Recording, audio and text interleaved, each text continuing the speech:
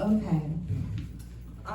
So I know you guys are all comfy at home in bed right now, but I really want to show you how to find your passion. So I'm gonna guide you up and out of your house and around the world and show you all of the wonderful disciplines, and we'll talk about how you can learn about them, and then we'll talk about sub-disciplines, and finally I'll let you know when you become a genius. Okay, here we go. Look, it's a window by your bed. Don't you want to get up and look outside? Maybe there's a sexy person, or a rat doing backflips, or a pile of old bottles of rum.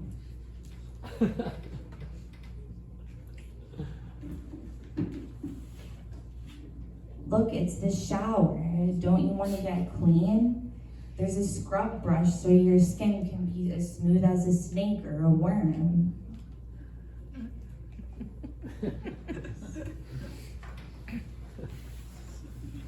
Look, it's the refrigerator. Aren't you hungry for breakfast? It helps your brain calculate things, not to mention you can manipulate the food to taste less like a lint balm.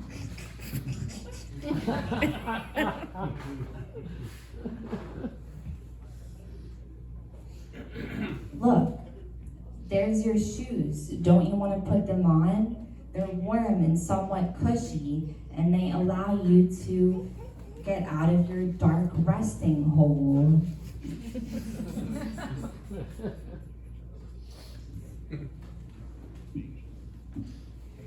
Look, it's your jacket. Would you like to put it on and be cozy? It shields the wind that would otherwise make you feel hollow. And hopefully you put on the rest of your clothes in such a way that's cute.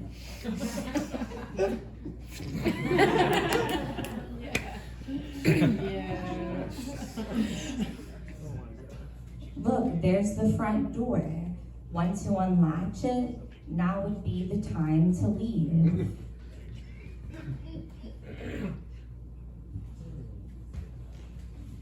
Look, it's the sidewalk. It leads to an innumerable number of places, including stores and buildings into which pretty much anyone can enter, but hopefully with money.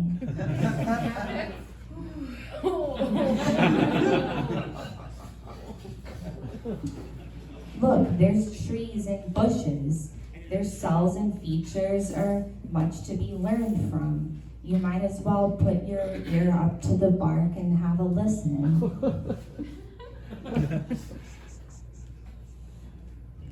Look, above them is the sun. Do you see it among the distant stars in the galaxy?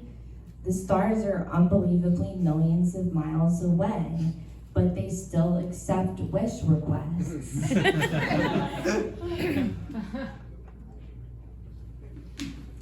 Look, it's the neighbors. Do you want to know how their lives differ from yours? What exactly are they doing back there in the yard?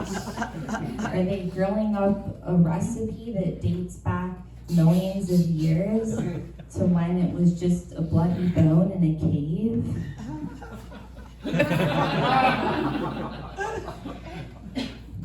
Look, a car is speeding by, and the engine is sputtering. A bit of tinkering around would probably unveil the problem. And wouldn't it be invigorating to do this yourself and fix the car? If you did, you might catch a coughing disease from the muffler.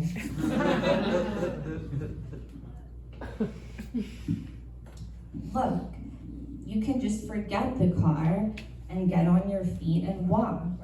Or you can run, or you can jog, which is like running, but it's less like you're freaking out.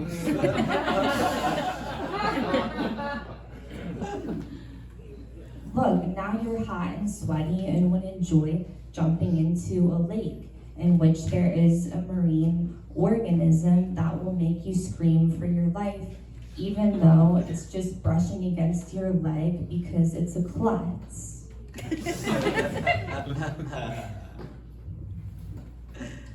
Look, you come up for air and there's a gull diving downward. In fact, all around you are winged animals screeching and hauling at each other about all the food that they stole from your beach meal.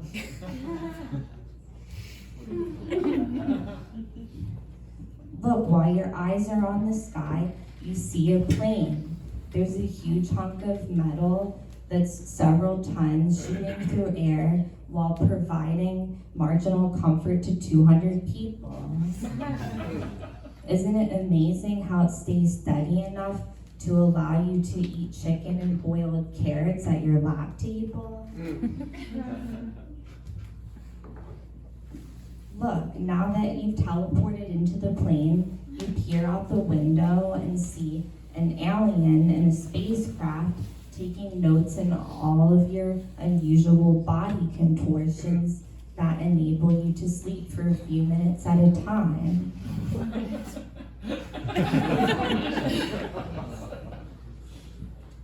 Look, now you're confronted with the meaning of life. Just why exactly are you sitting there, twiddling your thumbs, chewing bubble gum, and blushing at the flight attendant? I have no idea.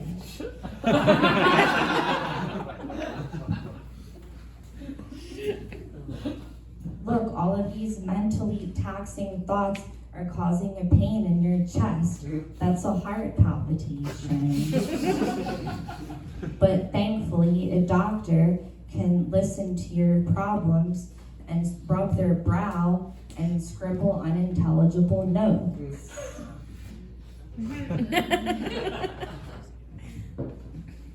Look, now the plane is landing and you're in a different country and you're going to have to wait in line at Immigration and Customs, which is the real-life manifestation of policy decisions made by government officials based on whether or not they prefer soccer or football.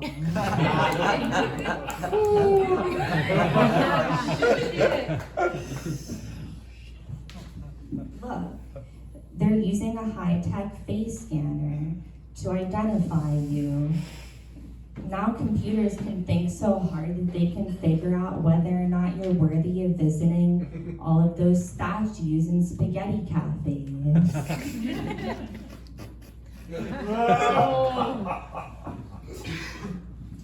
Look, in your hand is a brochure explaining all of the spectacles of the country. All of the words and pictures are arranged in such a way to create an illusion of magic and convince you to roll up all of your clothes hot dog style in your suitcase.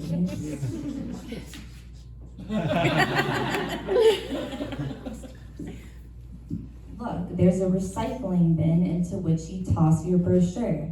This means it will be ground down into a pulp and then pressed into a fresh piece of paper that can be used for anything from a name tag to a napkin to wipe up spilt pickled egg juice.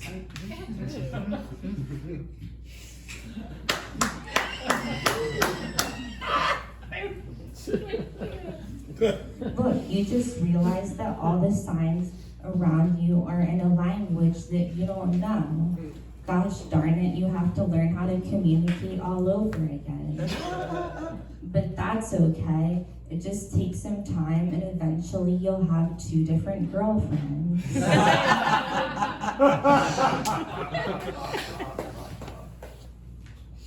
Look, in fact, you just made your girlfriends laugh, and that made you smile and laugh as well. Isn't it strange how humans are porous mirrors that enable them to influence and adopt different emotions and perspectives in such a way that you end up dumping them?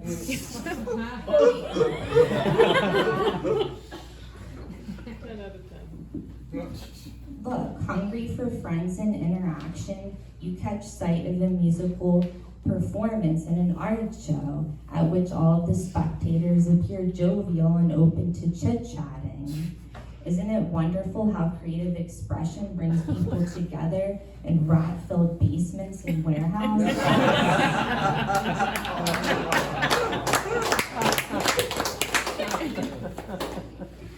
Now we're going to go over a few ways you can learn about these disciplines. For example, you can read stacks of paper sewn together until a person unfortunately appears.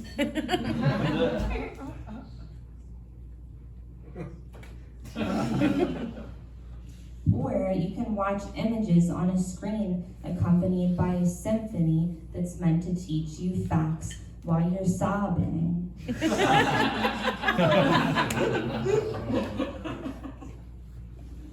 Or you can watch a person on stage stare into space and give a lecture while you have your hand raised for so long that it tingles because they're ignoring you. Or you can follow a line of people on and off a bus until you get tired and reapply sunscreen.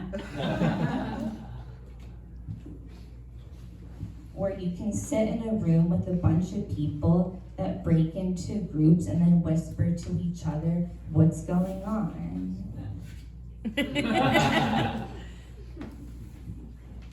Or you can listen to someone sitting next to a person that they're interrogating in a suave tone of voice that makes it seem as if the person is their buddy.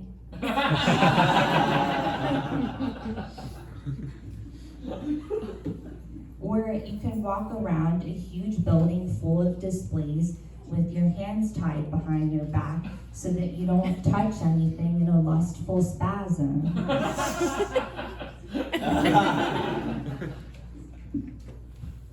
Or you can leave the building entirely and freely touch anything as long as it doesn't involve violence, harassment, or breaking the law. Okay, so now if you look under your seat, some of you might have a clock under there. So on the other side of the clock is a description of a sub-discipline. So if you feel comfortable, please read the back of your clock to share with everyone what your hyper-specific sub-discipline is. And I guess first, let me grab the people all the way at the top here.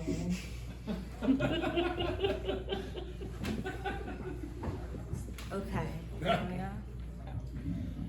The study of big box stores and how they are too big and too boxy.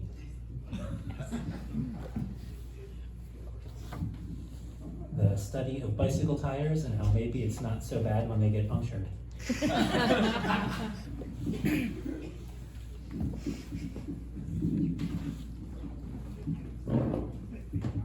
The study of trees and the ways in which they eavesdrop on drama happening in bird nests. The study of Cheerios and how they could possibly offer nutrition if they look like little donuts. The study of salt water and how it's fun even though it tastes disgusting. The study of milk and if people are still going to buy it today. The study of the relationship between Band-Aid removal and additional injury.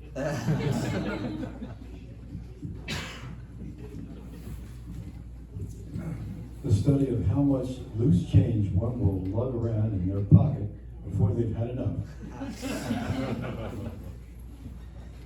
The study of whacking the fluffiness back into a pillow. The study of dandelions and how it should be illegal to exterminate them because you can sniff their leaves to make a rudimentary salad.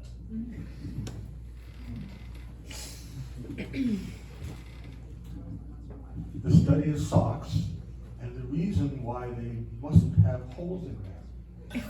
The grandchildren learn from their mother that socks do not have to match.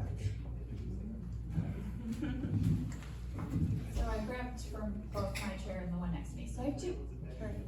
The study of plants, and if they secretly resent us because we're in charge. And the study of how much exasperation is elicited by junk mail. Thank you so much. So those are your hyper-specific sub-disciplines.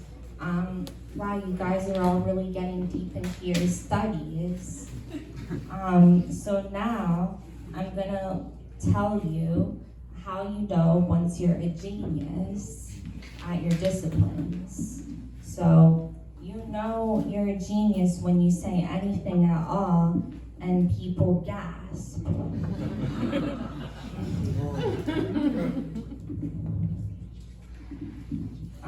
You also know you're a genius when you tell someone you are and they believe you for more than a week.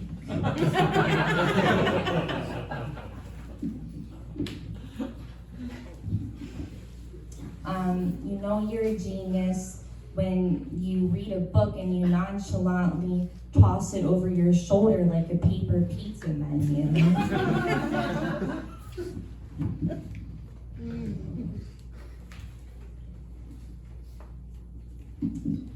You know you're a genius when you regularly change the lead in your pencil and reorganize your crayons at the age of 32.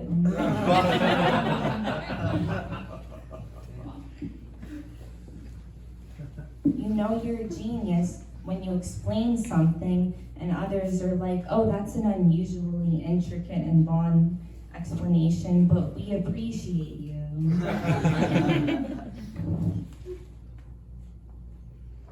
You know you're a genius when you create something and people take it and put it in a museum along with your sleeping pillow and half-eaten breadsticks. And you know you're a genius when you turn in your paper to be graded and the teacher is like, no, I don't want to do that, I quit, and you're hired.